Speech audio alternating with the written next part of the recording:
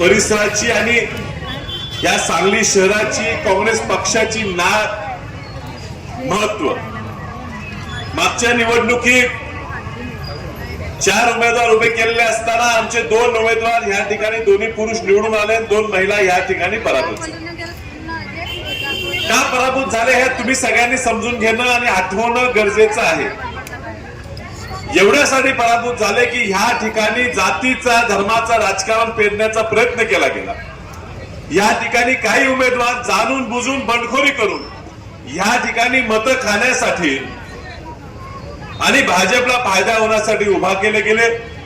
त्यातनं मताचं विभाजन झालं आणि आपले ह्या ठिकाणी मानणारा मोठा वर्ग असताना सुद्धा आपल्या 2 सीटा आपल्याला थोडक्या मतात गमवाव्या लागल्या. मयूर शेठ यांची आई त्यावेळेला पराभूत झाले आणि नामदेवराव चव्हाण अत्यंत हळाचा सामान्य कार्यकर्ता काँग्रेस पक्षाचा या ठिकाणीच राहणारा त्यांच्या मंडळी या ठिकाणी पराभूत झाले. पण पराभव न हारता निराश न होता आज पुन्हा जोमाने सगळेजण पुन्हा कामाला लागले. निवडून आलेले काही लोक आपल्या काँग्रेस पक्षाच्या मतावर निवडून आलेले लोक आपलं पक्ष सोडून गेले. आज पुन्हा तोच डाव रंगलाय, पुन्हा तोच प्रयत्न चाललाय की ह्या प्रभागात काँग्रेस पक्षाचा बालेकिल्ला पुन्हा खराब करायचा, पुन्हा कोणाला तरी रसद पुरून उभं करायचं आणि ह्या सीटा घालवायच्या. कधी कधी आपण शंकेचं कारण समजून माफी देतो. एकदा चूक झाली आपण म्हणतो हो चूक झाली त्यामुळे उत्साहात उभा राहिले, त्यामुळे राजकारण नव्हतं, कुणी उभा केलं नव्हतं. पण तेच प्रत्येक वेळी व्हावं लागलं. मागच्या वेळी जे झालं ते पुन्हा होऊ लागलं. तर हे तुमचं ठरवून चालले हे कळण्यात पण जनता खुळी नाही.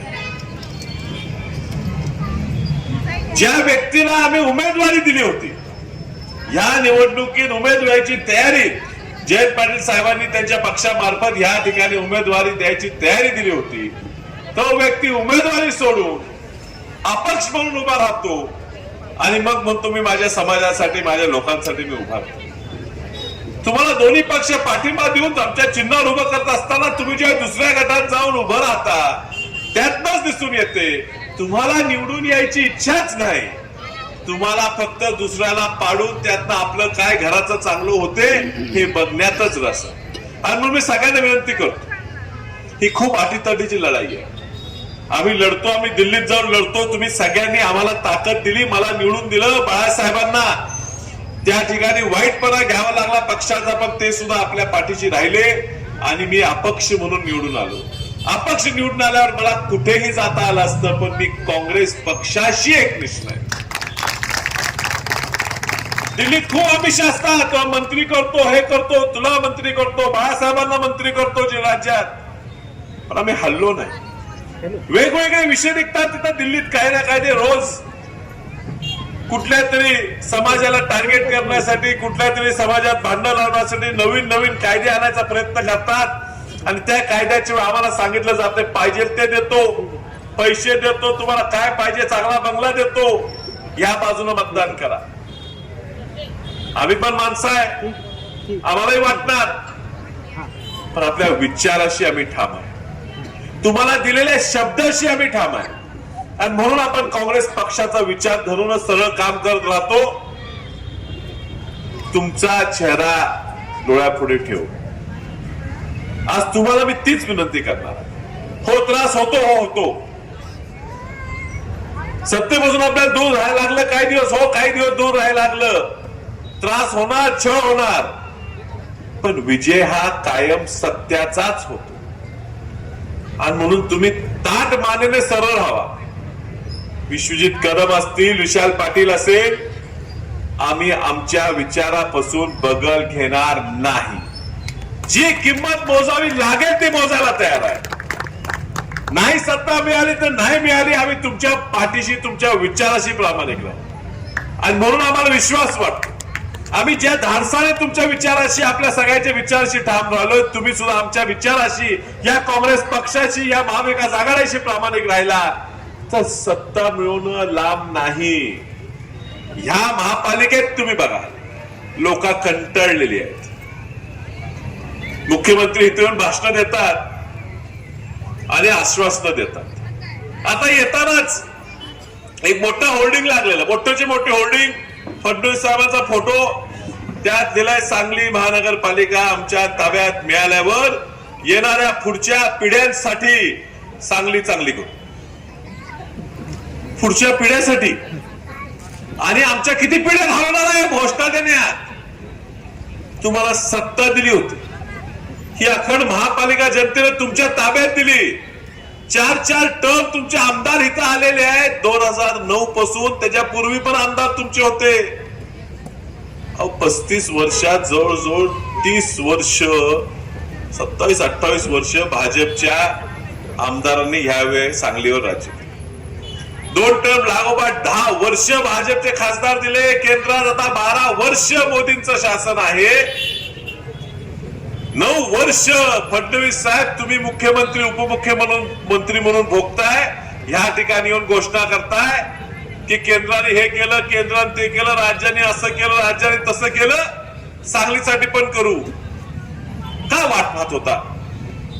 तुम्हाला जनतेने सत्ता दिली नाही, तुम्हाला लोकांनी प्रेम दिलं नाही.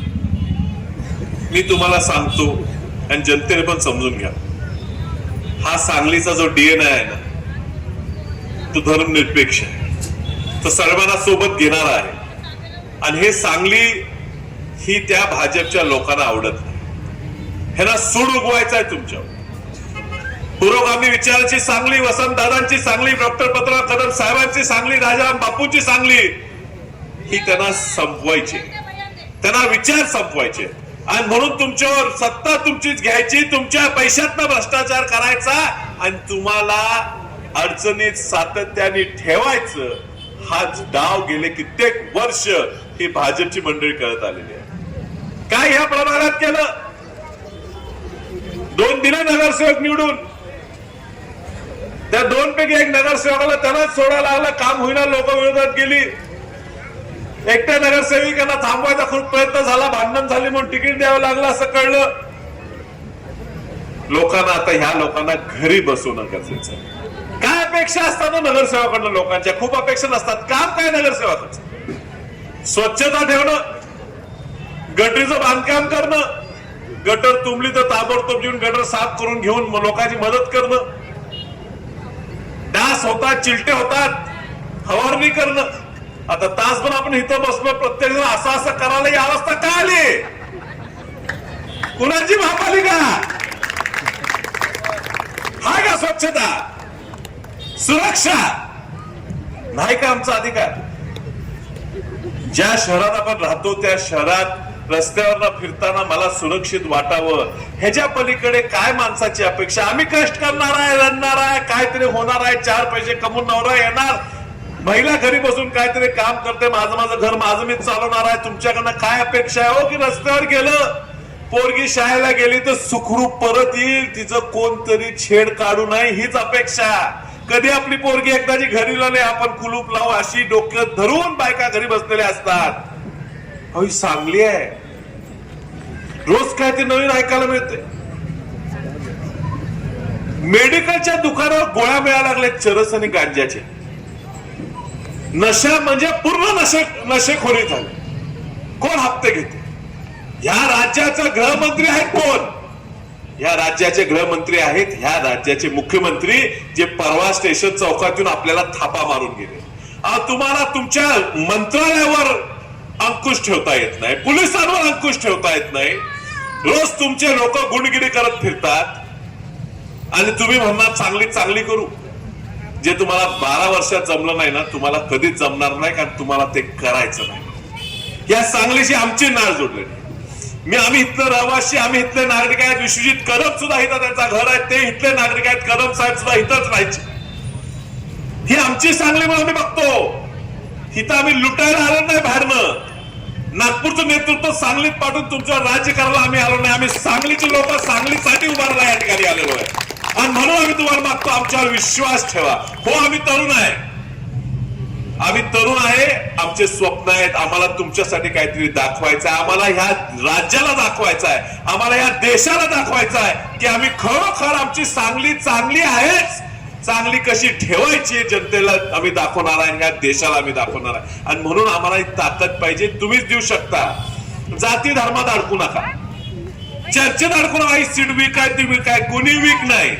सगळी ताकदीचे लोक आहेत. त्या उमेदवारा बघताना त्या उमेदवाराच्या चेहऱ्यात वसंत दादांचा चेहरा बघा, या उमेदवाराच्या चेहऱ्यात तुम्ही पत्रराव कदम साहेबांचा चेहरा बघा, या उमेदवाराकडे बघताना तुम्ही तिथं राजाराम बापूंचा चेहरा बघा. ह्या भागात जी जी मोठी लोक होऊन गेली त्यांचा चेहरा या उमेदवारात बघा. आम्ही सगळे ताकदीनं त्या उमेदवारांच्या मागे उभं आहे. त्यांची कुठे चूक झाली त्यांचा कान ओढून त्यांना सरळ करायची क्षमता आम्ही सगळेजण ठेवतो.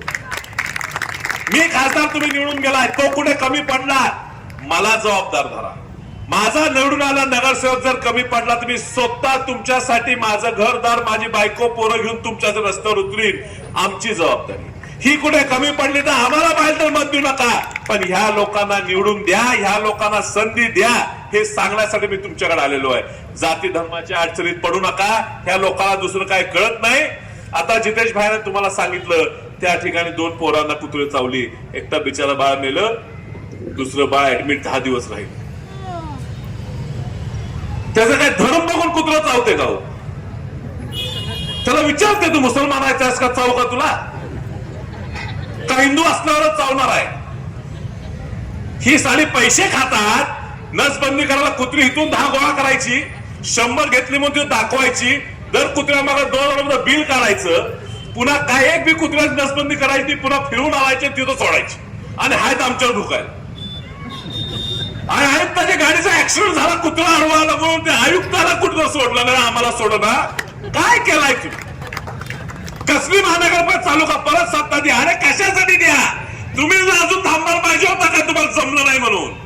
बरं 5 वर्ष रेटत होता, 8 वर्षावर नेली, 3 वर्ष प्रशासकावर चालवली, फक्त पैसे खायचे. मी तुमचा खूप वेळ घेणार नाही, अजून भाषण होणार आहे. हा 16 नंबर प्रभाग हा काँग्रेसचा बालेकिल्ला आहे आणि हा बालेकिल्ला शाबूत ठेवायची जबाबदारी तुमच्या सगळ्यांवर आहे, प्रत्येकावर आहे. जे लागेल ते आम्ही तुमच्यासाठी इथे करायला तयार आहे. तुम्हाला खरं अर्थाने कसा सत्ता चांगली चालवायची, महापालिका कशी चालवायची तुम्हाला मी दाखवणार आहे. येणाऱ्या निवडणुकीत आमचे 4 उमेदवार 3 हाताच्या पंजाच्या चिन्हावर उभे आहेत आणि 1 तुतारी बाजूला माणूस या चिन्हावर उभा आहे. ह्या चौघांना तुम्ही एक संधी द्या तुमची काम करण्यासाठी. त्या संधीचं सोनं करतील हे मी त्यांच्या वतीनं सांगतो आणि तुमच्या सगळ्यांची रजा घेतो. नमस्कार.